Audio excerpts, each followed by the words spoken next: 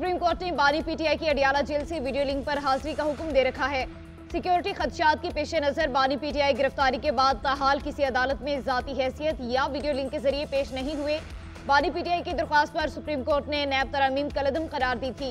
वफाकी हुकूमत ने 17 अक्टूबर 2023 को सुप्रीम कोर्ट के फैसले के खिलाफ अपील दायर की थी। बानी पीटीआई की 190 मिलियन पाउंड रेफरेंस केस में जमानत मंजूर। इस्लामाबाद हाई कोर्ट का रिहा करने का हुक्म। चीफ जस्टिस आमिर फारूक और जस्टिस तारिक महमूद जहांगीरी ने महफूज फैसला सुनाया। अदालत का बानी पीटीआई को 10 लाख रुपए के जमानती मचल के जमा करवाने का हुक्म। जमानत के बावजूद बानी पीटीआई जेल में ही रहेंगे। साइफर और इद्दत में निकाह के केसेस अब भी रिहाई में रुकावट। अदालत के तहरीरी हुक्मनामे में कहा गया, नैब ने इतराफ किया कि तहकीकात मुकम्मल हैं। मुल्जिम को मज़ीद कैद में रखने से कोई फायदा नहीं होगा। नैब प्रोसिक्यूटर ने खदशा जाहिर किया कि बानी पीटीआई सियासी शख्सियत हैं, रिकॉर्ड टेम्परिंग या ट्रायल पर असरअंदाज होने की कोशिश कर सकते हैं। नैब के इन तहफ़्फ़ुज़ात के हवाले से रिकॉर्ड पर कोई जवाब मौजूद नहीं है। उधर इस्लामाबाद की मकामी अदालत ने बानी पीटीआई को 2 मुकदमात से बरी कर दिया। वज़ीर आला खैबर पख्तूनख्वा की पेशावर इलेक्ट्रिक सप्लाई कंपनी पर कब्जे की धमकी। अली अमीन गंडापुर का कहना है, लोड शेडिंग में कमी करें वरना सुबह तक पेस्को दफ्तर पर कब्जा कर लेंगे। अपना शेड्यूल जारी करेंगे और खुद पेस्को चलाएंगे। पेस्को चीफ को खैबर पख्तूनख्वा में रहना है तो हमारे तरीके से चलना होगा। वफाकी हुकूमत अगर दावा करती है कि सूबे के बकाया जात हैं तो हमारे पैसों से कटौती कर लें और हमें हमारा हक दें। आप समझते हो कि मुझे हक लेना नहीं आता तो फिर मैं बताऊंगा कि हक कैसे लिया जाता है। मेरे लोगों को चोर कहना बंद किया जाए। वज़ीर आला अली अमीन गंडापुर और गवर्नर फैसल करीम कुंडी के दरमियान इख्तिलाफात शिद्दत इख्तियार कर गए। वज़ीर आला खैबर पख्तूनख्वा में ने गवर्नर फैसल करीम कुंडी से केपी हाउस नेक्सी खाली करा ली। अली अमीन गंडापुर ने केपी हाउस इस्लामाबाद से गवर्नर का सामान बाहर निकलवा दिया। गवर्नर फैसल करीम कुंडी के केपी हाउस आने पर भी पाबंदी लगा दी। मुशीर इत्तलात खैबर पख्तूनख्वा हुकूमत बैरिस्टर सैफ कहते हैं, खैबर पख्तूनख्वा हाउस में गवर्नर के लिए मुख्तस ब्लॉक खत्म कर दिया गया।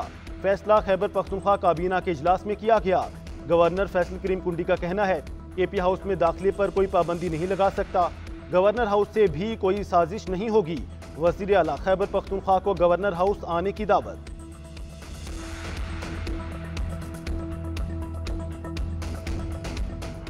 असल में वो ना जमहूरियत में दिलचस्पी रखते हैं ना आइन का बिलदस्ती में दिलचस्पी रखते हैं। अगर दिलचस्पी रखते हैं तो वो अपना जाती इश्यूज, अपना जाती मसले के रोना धोना, अगर कुछ चाहते हैं तो अवाम के मसाइल का हल नहीं चाहते और वो जानते हैं कि किसका पांव पकड़ना पड़ेगा। अगर वो आइन का बालादस्ती रखते हुए सियासतदानों से बात नहीं करते। आइन का बालादस्ती रखने के लिए उन्हीं लोगों को जिनको जनाब कायदे हिज़्ब इख्तिलाफ लेक्चर दे रहा था आइन पे और आइन का बालादस्ती पे कि सियासत में मुदाखलत ना करो, उन्हीं को तो वो पांव पकड़ के जबरदस्ती मुदाखलत करवा रहे हैं जनाब स्पीकर। बात हकीकी आज़ादी की करते हैं मगर फिर पांव पकड़ने की कोशिश करते हैं। अपोजिशन आइन की बालादस्ती चाहती है मगर उसे बात एस्टेब्लिशमेंट से करनी है। अपोजिशन जानती है किसका पांव पकड़ना है, इसीलिए सियासतदानों से बात नहीं करती। अपोजिशन एस्टेब्लिशमेंट के पांव पकड़कर जबरदस्ती मुदाखलत कर रही है। Chairman Peoples Party Bilawal Bhutto Zardari की कौमी असम्बली में तहरीक इंसाफ पर लफ्जी गोलाबारी। कहा, 9 मई एहतजाज नहीं, फौजी क़यादत के खिलाफ बगावत की कोशिश थी। ये 9 मई पर मुआफ़ी नहीं मांगेंगे तो रोना धोना जारी रहेगा। अपोजिशन लीडर 9 मई और 27 दिसंबर बीबी की शहादत को जोड़ने की कोशिश ना करें। हमने कभी मुल्क और फौज पर हमला नहीं किया। हम मुहब्बे वतन लोग हैं। हम शहादतें देकर लाशें कंधों पर उठाकर पाकिस्तान जिंदाबाद के नारे लगाते हैं। इनका लीडर एक रात जेल में काटकर मुल्क तोड़ने की बात करता है। बिलावल भुट्टो की तकरीर के दौरान अपोजिशन अरकान का शोर शराबा। आज बिलावल जरदारी ने भी इंतहाई गैर पार्लियामेंटी अल्फाज इस्तेमाल किए हैं। आज दुनिया पे आया है कि इसके पास बराए नाम जो डेमोक्रेसी और जमहूरियत की लेगेसी की बात करता है, ये बराए नाम है। इसकी ब्राटअप वाकई जरदारी साहब ने की है। आज इसने पार्लियामान के अपोजिशन अरकान को गलत अल्फाज से नवाजा है। जो अल्फाज बिलावल ने इस्तेमाल किए हैं, हम उनकी शदीद मजम्मत करते हैं। ये कोई है जो जमहूरियत के जो बची हुई है वो इसके पीछे साजिश कर रहा है। हम जबकि बारहा कह चुके हैं कि आगे बढ़ने की कोशिश कर रहे हैं। जमहूरियत चलनी चाहिए, पार्लियामान में बात होनी चाहिए। वो लोग जो इस करप्ट सिस्टम के बेनिफिशियरी है, उनकी कोशिश है कि इश्तिहार दिलाया जाए, कार्रवाई न चलने दिया जाए। हम इंशाल्लाह बिलावल को असेंबली की फ्लोर पे जवाब देंगे। बिलावल भुट्टो ने गैर पार्लिमानी अल्फाज इस्तेमाल किए, पार्लिमान को गलत अल्फाज से नवाजा। पीपी चेयरमैन की तरबियत वाकई आसिफ जरदारी साहब ने की है। कल ऐवान में बिलावल भुट्टो को जवाब देंगे। चेयरमैन तहरीक इंसाफ बैरिस्टर गौहर की मीडिया से गुफ्तगू, बोले दुनिया पर अयां हो गया कि जमहूरियत से मुतालिक उनकी बात बराए नाम है।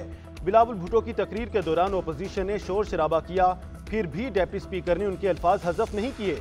डिप्टी स्पीकर ने ऐवान पीपल्स पार्टी के नुमाइंदे के तौर पर चलाया। हम जमहूरियत आगे लेकर चलाना चाहते हैं, वो हमें इश्तियाल दिलाने की कोशिश कर रहे हैं। जमहूरियत चलनी चाहिए, पार्लिमान में बात होनी चाहिए।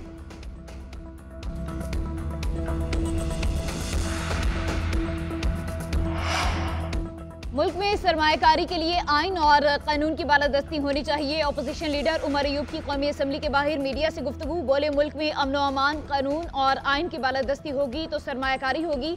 वज़ीर दाखिला और बड़े बड़े लोग बैरून मुल्क क्यों सरमायाकारी कर रहे हैं? क्या वज़ीर दाखिला और इन लोगों को पाकिस्तान पर एतमाद नहीं?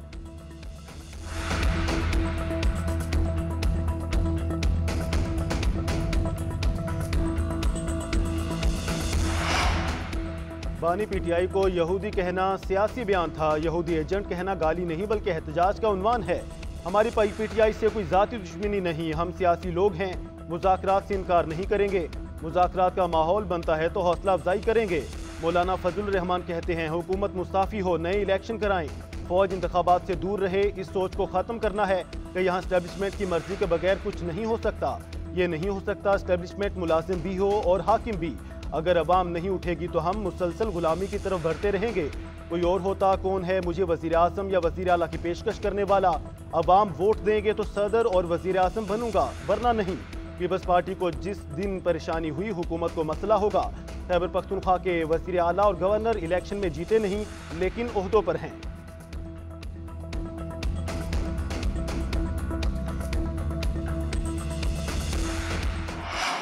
इल्जाम लगाने से काम नहीं चलेगा। अब आपको सबूत तराजू में शवाहिद देने पड़ेंगे कि किसने मदाखलत की, क्योंकि मदाखलत की और के शवाहिद आगे हम आपके साथ खड़े। बट अगर शवाहिद नहीं है और ये जो आपने बताया ये भी जबानी है और राइटिंग में नहीं है, फिर तो मसला है।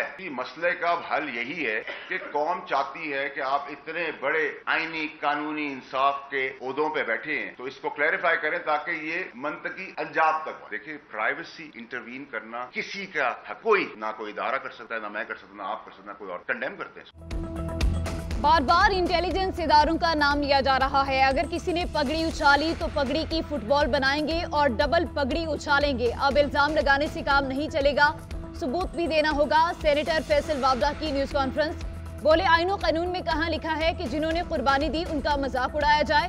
बस बहुत हो गया, इदारों को निशाना बनाना बंद करें। अगर इदारों की कहीं दखल अंदाजी है तो सबूत दें, हम आपके साथ खड़े होंगे।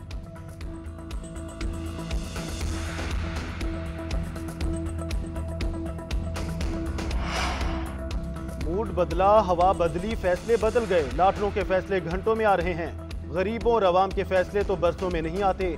क्या ये फैसले झुकाव की वजह से हैं? तायुन अदालतें करेंगी। गवर्नर सिंध कामरान टिसोरी कहते हैं जिस तरह के फैसले आ रहे हैं कौम परेशान है।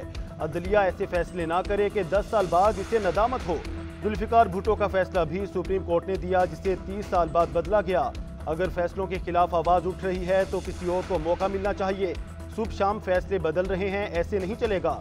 जिसका जी चाहता है एस्टेब्लिशमेंट पर इल्जाम लगा देता है। सुप्रीम जुडिशल काउंसिल देखे हाईकोर्ट के जज क्यों खत लिख रहे हैं।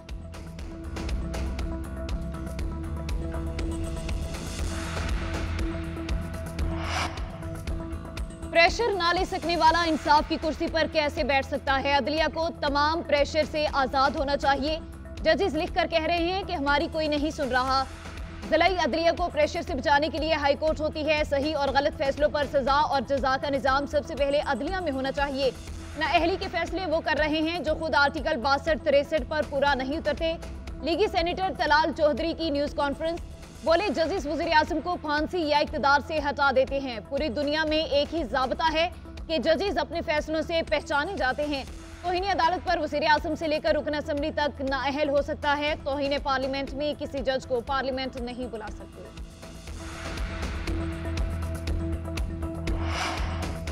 जस्टिस बाबर सत्तार के खत पर अटॉर्नी जनरल और वज़ीर कानून तरदीद करने वाले कौन होते हैं?